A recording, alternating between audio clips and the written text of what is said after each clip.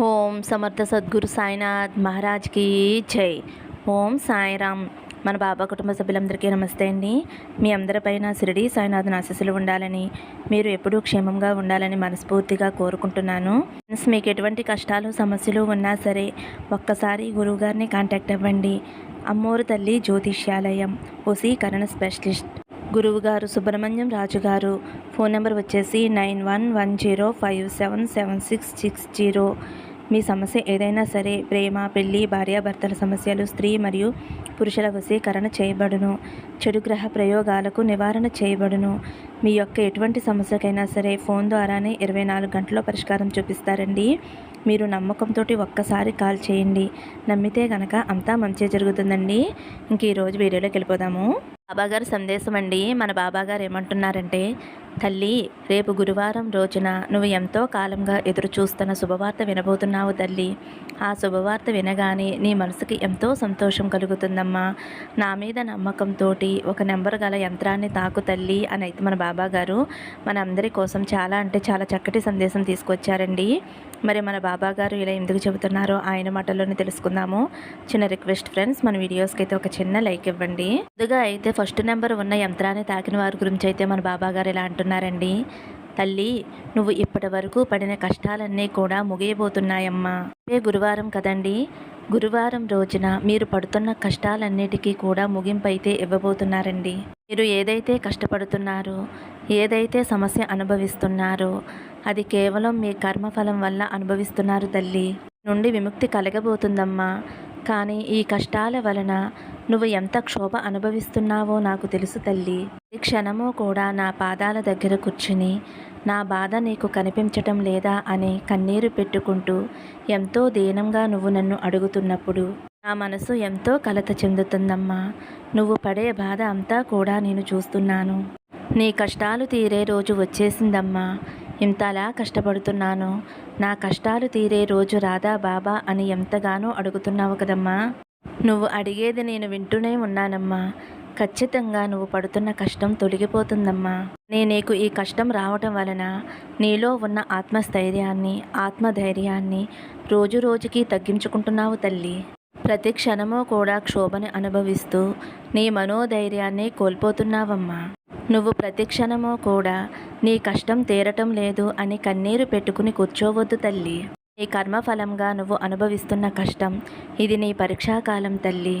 ఓపికతో, కొంచెం సహనంతో ఈ కష్టాన్ని నేను ఎలా అధిగమించాలి, ఏమి చేస్తే ఈ కష్టం నుండి బయటపడగలను, ఎలా ఈ కష్టం నుండి బయటపడాలి, నా కుటుంబాన్ని నేను ఎలా చూసుకోవాలి అని ఆలోచించాలి. కానీ వచ్చింది అని కృంగిపోయి ఏడుస్తూ కూర్చోకూడదు తల్లి. నేను ఎంతగానో కష్టపడుతున్నాను, మీరు నా కష్టం విని నన్ను ఓదారుస్తారా, కష్టాన్ని వీరు తీరుస్తారా అని అనుకోవద్దు. నీ రక్త సంబంధీకులు, నీ కుటుంబ సభ్యులు, తల్లిదండ్రులు నీ కష్టాన్ని ఏమిటి అని అడిగినప్పుడు తప్పకుండా నువ్వు వారితో పంచుకో అమ్మా. నీ కష్టభారాన్ని రోజు రోజుకి మోస్తూ మరింతగా కృంగిపోతున్నావు. నువ్వు నీ బాధని వారితో పంచుకుంటే కొంచెమైనా నీ బాధ అనేది తగ్గిపోతుంది తల్లి. నీ రక్త సంబంధీకులు ఎప్పుడూ కూడా నీకు తోడుగానే ఉంటారు. నేను కూడా నీకు ఎప్పుడూ తోడుగానే ఉన్నానమ్మా.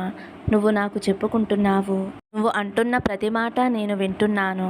నువ్వు పడుతున్న ప్రతి కష్టం నేను చూస్తున్నానమ్మా. కష్టాలన్నీ కూడా నేను తీర్చబోతున్నానమ్మా. ఈ లోపున నీ మనోధైర్యం పెంచుకోవటం కోసం, ఆత్మస్థైర్యాన్ని పెంచుకోవటం కోసం నీ కష్టాన్ని నీ ఆత్మీయులతో పంచుకో తల్లి. ఒకరు నిన్ను కష్టపెట్టి వారు సంతోషంగా ఉన్నారు అని నువ్వు అనుకోవటం నేను చూస్తూనే ఉన్నానమ్మా.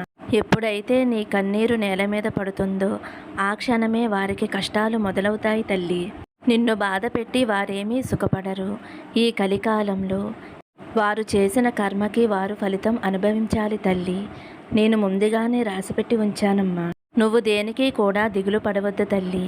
నువ్వు ఎంతో నమ్మకంతోటి ఏకాగ్రతగా ప్రతి గురువారం కూడా నాకు దీపం పెట్టు తల్లి. ఆ దీపం వెలిగే నీ జీవితంలోకి వెలుగుగా మారుతుంది. రేపు గురువారం రోజున పెద్ద శుభవార్త వింటావమ్మా. నీకున్న కష్టాలన్నీ కూడా తొలగిపోయి గురువారం నుంచే నీకు రేపు మంచి రోజులు మొదలవుతాయి తల్లి. ఈ లోపల నువ్వు చేయవలసిందల్లా ఒకటి ఉందమ్మా. నీ నోటితోటి ఎవరినీ కూడా దూషించకుండా ఉండు. నువ్వు బాధలో ఉన్నావని ఆ బాధని ఎదుటివారిపై కోపంగా చూపించకు. శ్రద్ధ సబూరితో ఉండు. కొద్దిగా ఓపిక సహనంతో ఉండమ్మా. తోటి ఎదుటివారిని దూషించటం కానీ కోప్పడటం కానీ అస్సలు చేయవద్దు తల్లి. పిల్లల మీద కూడా చేసుకోవద్దమ్మా. ఇప్పుడు నువ్వు బాధలో ఉన్నావు. నువ్వు నా బిడ్డవి తల్లి. బాధ నాకు అర్థమవుతుందమ్మా. నువ్వు సంతోషంగా ఉంటే ఆనందించే వారిలో మొదటి వాడిని నేనేనమ్మా. ఎప్పుడూ కూడా సంతోషంగా ఆనందంగా నీ బంధంతో కలిసి జీవించాలి అని నేను ఎప్పుడూ కూడా కోరుకుంటానమ్మా. ఆశీర్వాదం నీకు ఎప్పుడూ కూడా తోడుగా ఉంటుంది. నేను ఎప్పుడూ కూడా నీ చేయి వదలను తల్లి. ఇప్పుడు బాధలో ఉన్నావు. నువ్వు ఎన్ని రోజులు కూడా బాధలు అనుభవించావు. కానీ ఇప్పుడు నీ బాధలు కష్టాలు తొలగిపోయే సమయం వచ్చేసిందమ్మా. కూడా దిగులు చెందవద్దు. ఇన్ని రోజులు సమయం తీసుకున్నారేంటి బాబా అని నువ్వు నన్ను అడగవచ్చమ్మా.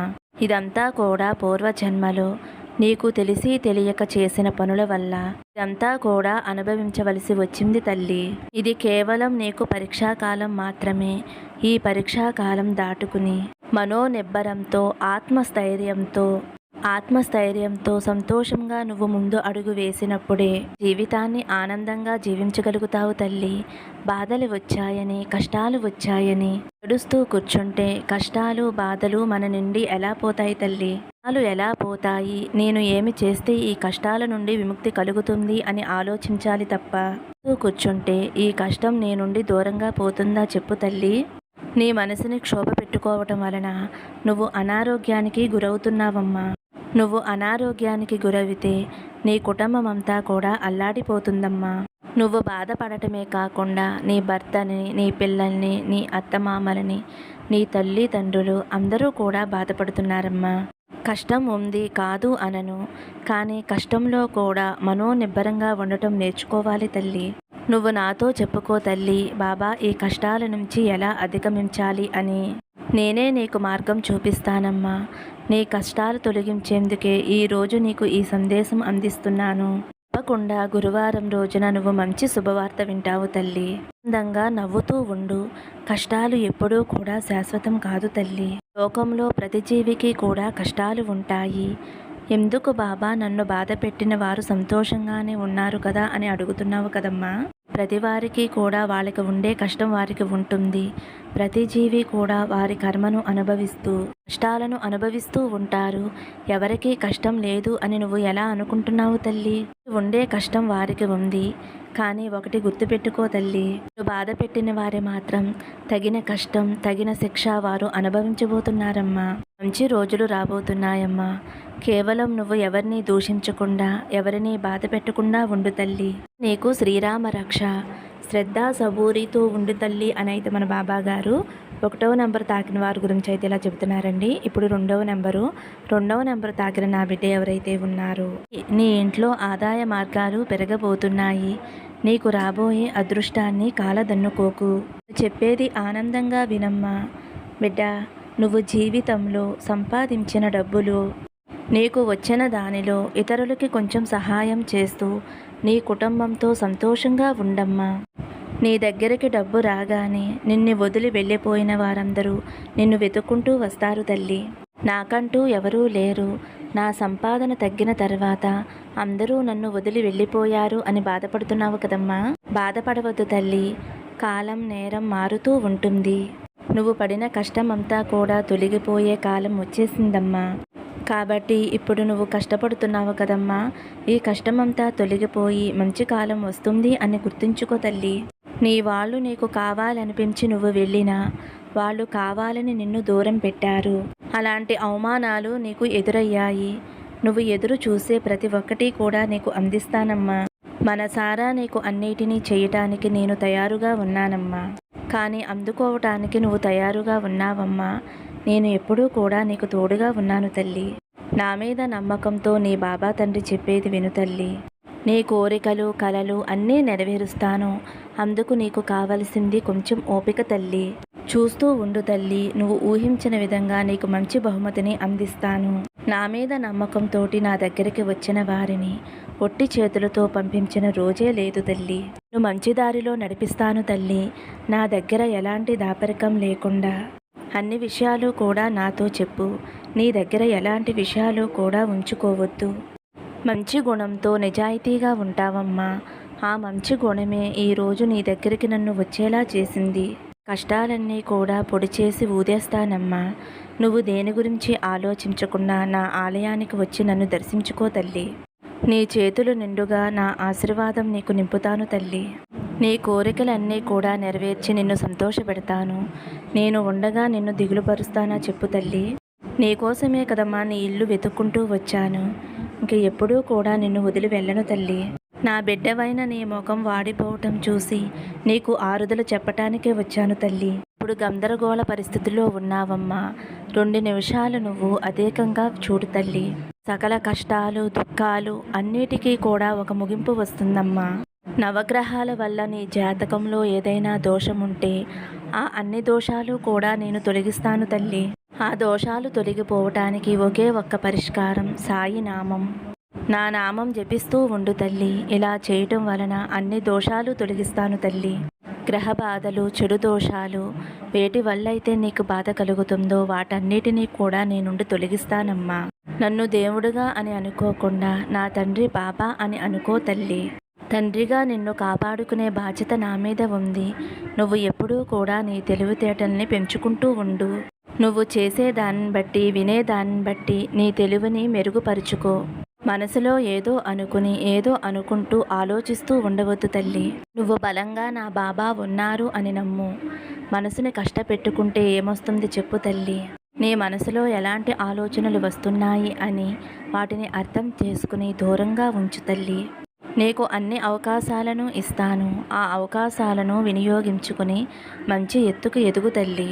అంతత కోసం ఎక్కడికి వెళ్ళినా దొరకదు. ఎందుకంటే అది నీ దగ్గరే ఉంటుంది కాబట్టి. నన్ను మొక్కటం ఆరంభించినప్పటి నుంచి నీకు మంచి కాలం ఆరంభమైంది తల్లి. ఎన్నోసార్లు చెప్పాను. నేను నిన్ను నా బిడ్డగా స్వీకరించబట్టే నన్ను మొక్కటం ఆరంభించావమ్మా. కాబట్టి నా ఆశీర్వాదం నీకు పరిపూర్ణంగా దొరికిందమ్మా. నువ్వు ఎలాంటి దిగులు పడవలసిన అవసరం లేదు తల్లి. ప్రశాంతంగా ఉండు. ఈ రోజు నుంచి నీకు అంతా మంచి కాలమే అని గుర్తుంచుకో తల్లి. మనసులో ఎలాంటి అలజడి లేకుండా ప్రశాంతంగా సంతోషంగా ఉండు తల్లి.